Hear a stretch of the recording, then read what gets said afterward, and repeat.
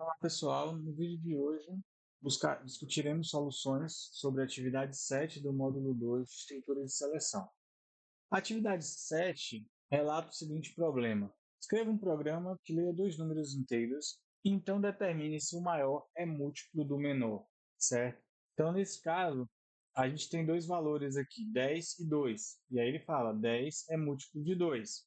Em outro exemplo, 5 e 7. 7 não é múltiplo de 5. 4 e 8. 8 é múltiplo de 4.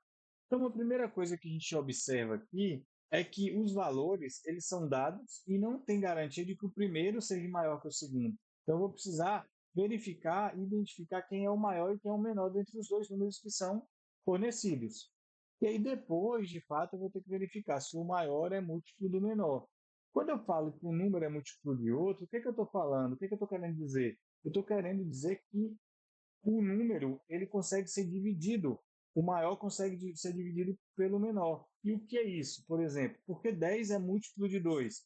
Porque se eu pegar 10, se eu pegar o valor 10 e dividir o 10 por 2, vai me dar 5 de quociente e quanto de resto? Zero. Então, se eu dividir o maior pelo menor e o resto de zero, significa que ele é múltiplo. Já, por exemplo, 7 por 5.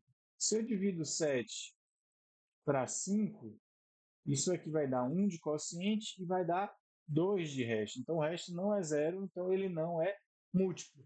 Então, sabendo disso, como é que a gente vai resolver o nosso problema? Então, a gente tem dois números de entrada ali, que eu vou chamar de N1 e N2. Então, esses números eles são inteiros, então a primeira coisa que a gente vai pegar vão ser esses dois números, né? Então, peguei aqui o N1 e peguei aqui o N2. Ok, peguei os dois números. E agora?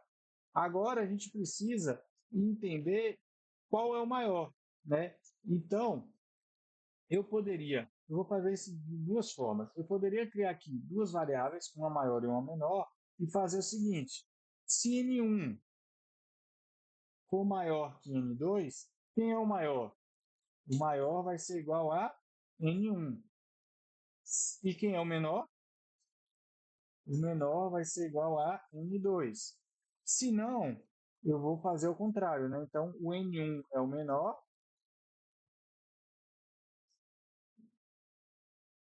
o N2 é o maior e o N1 é o menor. Então, agora eu já sei quem é o maior dentre eles. Uma vez que eu sei quem é o maior entre eles, o que eu vou fazer? Eu vou, então, ter que exibir se o maior é múltiplo do menor. Como é que ele está exibindo aqui?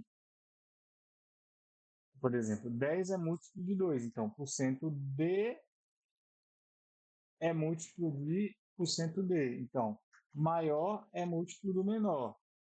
Ou eu vou falar que o maior não é múltiplo do menor. Então, eu tenho essas duas possibilidades, e são possibilidades o que aí? São possibilidades opostas, não é isso? Então, nesse caso, ou o número vai ser múltiplo, ou ele não vai ser múltiplo. Então, eu vou ter um desvio condicional duplo para definir isso, onde ou ele vai ser múltiplo, ou ele não vai ser múltiplo. E a gente já viu que para o número ser múltiplo do outro, ele precisa ser divisível, ou seja, o resto da divisão tem que ser zero. Então, como é que ficaria a minha condição aqui? Se o maior resto o menor for igual a zero, ou seja, o que eu estou falando? Se o resto da divisão do maior pelo menor for zero, então significa que ele é múltiplo. Se não, ele não é múltiplo. Então, essa aqui seria uma solução possível para o problema. Quem tinha feito dessa forma, eu sugiro que aguarde um pouquinho, a gente vai fazer o teste e eu vou mostrar uma possibilidade de melhorar um pouquinho essa questão, certo? E pensar também já de outras formas de como a gente pode resolver. Então, aqui, o que acontece? Se eu tiver aqui o 10 e o 2, ele vai dizer que o 10 é múltiplo de 2. Se eu já. A questão não traz esse teste, mas o outro teste que eu já faria aqui é inverter, né? 2 e 10. Então a gente vê que realmente pega o maior, né? 10 é múltiplo de 2. Então, independente da posição que eu estou inserindo o valor, N1 e N2, ele está identificando quem é o maior e está fazendo a verificação. O outro seria 5 e 7. 5 e 7. 5 não é múltiplo de 7, não é múltiplo de 5. E 8 e 4, na verdade é 4 e 8, né? Que ele está 4 e 8. Então, 8 é múltiplo de 4. Então, veja que funciona, e funciona muito bem e é uma ótima solução. Mas a gente poderia, pessoal, fazer isso usando só três variáveis.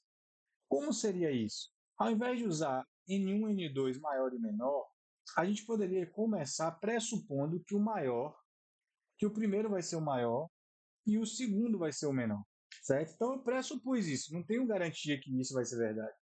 E aí eu preciso conferir isso. Como é? Se de fato o maior for o primeiro e o menor for o segundo, já está cada um no seu lugar, concorda? Já está tudo bem. Agora, se por acaso o menor for maior do que o meu maior, aí eu tenho um problema, não tenho? E aí eu precisaria trocar esses valores. E a gente viu isso no exemplo lá no módulo 1. E eu falei, ó, isso aqui é simples, que era lá para trocar os valores de x e y, mas a gente pode utilizar, né, em soluções mais para frente. Então, nesse caso, a gente poderia usar um auxiliar, onde eu coloco o valor, por exemplo, de menor no auxiliar, o menor passa a receber o valor do maior, que a gente viu que é menor, né? E o maior passa a receber o antigo valor de menor, que é o que está em auxiliar.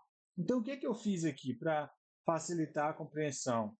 Eu criei duas variáveis e eu já defini que essa primeira aqui ia ser a maior e a segunda, deixa eu dar mais espaço aqui, e a segunda variável ia ser a menor. Só que eu só fiz uma suposição. Se por acaso ele digitasse aqui 7 e aqui 2, o que iria acontecer? Quando eu faço menor é maior que maior, então 2 é maior que 7, eu falar não. Aí eu falo, se não é maior, então bem, então significa que eu pressupus e acertei. Ah, mas e se fosse? E se eu tivesse 2 em maior e 7 menor? Então, 7 é maior 2, aí falaria ou seja, errei. Né? Fiz uma suposição e errei. E aí o que eu estou fazendo agora? Eu estou criando uma outra variável aqui, que eu chamei de uma variável auxiliar.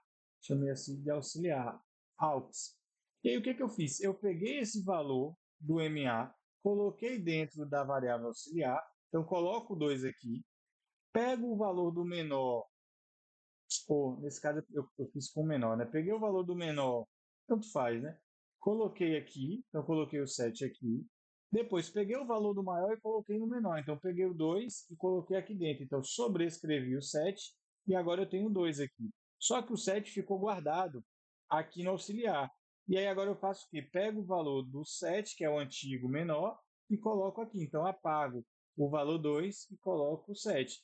Então o maior passa a ter o valor que o menor tinha antigamente e o menor passa a ter o valor que o maior tinha antigamente. Então, dessa forma, eu também resolvo o problema usando apenas três variáveis e não quatro. Ah, qual seria a melhor solução? Nesse caso aqui, as duas soluções são muito próximas, certo? Esse aqui economiza um espaço de memória, né? Mas em si a discussão dessa solução foi só para mostrar outra possibilidade, né? Mostrar que há possibilidades tão eficientes quanto aí para solucionar o nosso problema. Então é isso, pessoal, e espero vocês nos próximos vídeos.